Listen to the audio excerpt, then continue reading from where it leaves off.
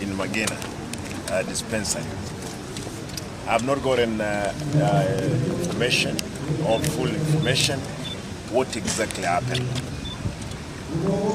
This is one of the cases that we have been addressing in many of our facilities. And I want to state that if it's out of negligence, KMPDU knows the rules and procedures of any other officer, be it is a doctor, nurse, clinician, who must have caused death, must face the full force of the law. We would want to understand. Therefore, there is a lot of speculations. There is a lot of abuses on social media. That, oh, we are playing PR. We are not paying NPR on issues of health. We are serious about making sure that our people get the best services on health issues. Therefore, I want to assure the citizen of Kisii County and all over that any services, because Kisii happens to be more central on issues of health, and we carry the health pillar in the Lake Region Economic Bloc.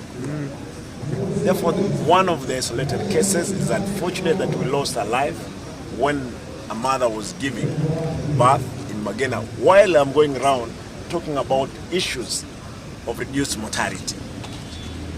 It's unfortunate that it happened. I want to get full of the information, what happened, how did it occur, and who caused it. For now, we want to tell the family pole and the community as it were.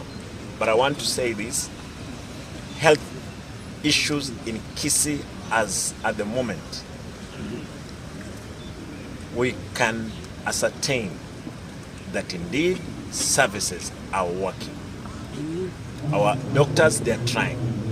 This one case, I've said that we are going to handle and get to know and get to the root of the matter, what caused the death.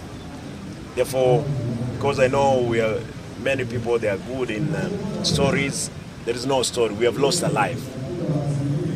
When we have lost a life, we must sympathize with the families. Let us give the family easy time to heal from the death.